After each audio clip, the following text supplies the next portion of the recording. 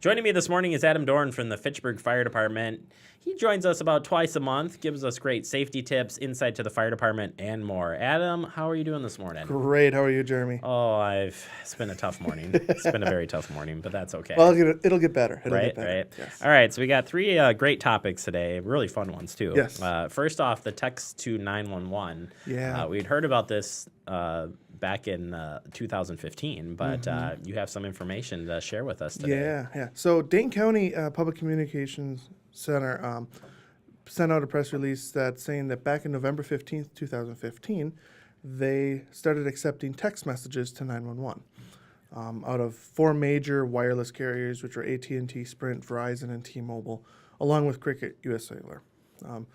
So they made this back then, but they kept it as like a soft launch, which means that not everybody knew about it. They promoted this to certain markets, such as the deaf and hard of hearing community, as well as domestic violence advocacy, giving it a trial run there. The reason they did that is so that they could make sure, one, it worked. Number two, they could refine their policies and procedures at the communications center. And then number three, to work out the bugs, if there were any, before announcing it countywide.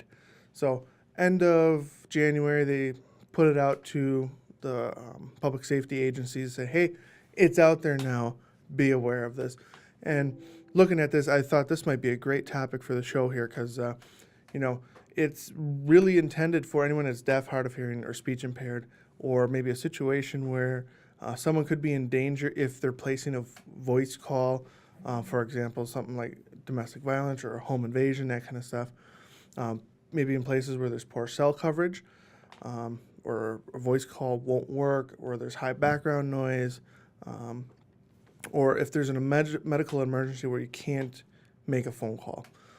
So those are some of the reasons why or what it was intended for. Some of the limitations of it is that deactivated cell phones can't text 911. You can still make that phone call, but you just can't text. In order to do this texting, just type in 911 in the to field and begin the message. That should automatically work. You still have to hit send. You do need, though, to provide the location of where you're at. That's really important, and what's going on, what the nature of the emergency is. Because without that, they only can get to a certain area by pinpointing where that cell phone is at. It's not going to give you an exact location. It'll give you a rough area where it could be. Some things to remember: that never use this just to try it out. Just like 911, when you call it, it's still just for an emergency. You will get a visit from the police department or sheriff's department. Right. You want to keep your messages short, but as detailed as possible about what's going on, where it is. And if you text abbreviations or slang, people at the communication center can get confused by that because they may not know what that means, because sometimes there's double meanings to certain abbreviations and whatnot. So sometimes if you're in an area like on the border of Dane County, that text message may go to a neighboring county and it may not work if they don't provide that same service. So it's really, really important for that. Also, if you're roaming, it won't work. And foreign language translation via text message is not supported right now. So those are some pretty big things to know about it. But if you kind of think about it, that, hey, if it's in an area that I'm normally in, where I normally text people, and you're in Dane County, it should work if you had to use it. So That's pretty cool. Yeah. So all you do is, in the to part, where you would put in the phone number, you're going to do 911, and then you just start your message. Yep. And again, the key pieces are where you're located and what the issue is, Correct. regardless of what it is. So Correct. It doesn't just have to be medical emergency, like Yep. you're saying, or fire, or, you could be reporting something else. Right. Factors. So, but yeah, not to be messing around with. That's important. Yep. All right. How about talk a little bit about why does the fire department respond with EMS to calls? Yeah, great question. So in Dane County, we have what's called priority dispatching. And what happens is that when you call 911, the dispatcher, the communicator on the other end of the phone that picks up the call, starts asking you questions. Based on your answer to those questions, they decide what severity level of call it is. And based on that severity level, you'll either get an ambulance or a fire truck and an ambulance. Maybe the police department will show up as well. So you have a little bit of a decision-making part on the communicator based on the answers that they're going to give, where that falls.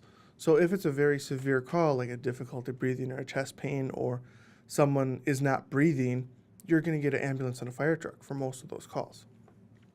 If it's I broke my finger, I have a hangnail, I have a toothache, some very minor things, you're just going to get an ambulance.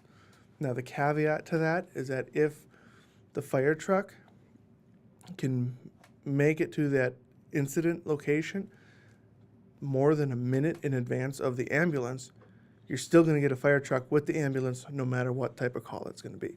So that's what we saw about 2 years ago when it was implemented in the county.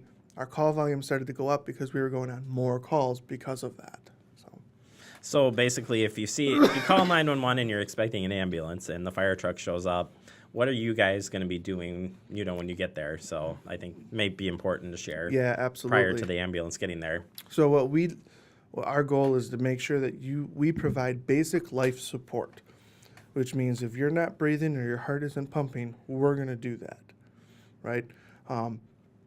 We will, check your vital signs. We will maybe give you oxygen. If you're cut or bleeding or something, we'll take care of that. But when it comes to medication, we can't do that. That's where the paramedics or the advanced life support comes in. And we're very fortunate in the Fitchburg area here in Madison and Verona and the town of Madison and whatnot. We have paramedic services that can come in and help provide that advanced life support.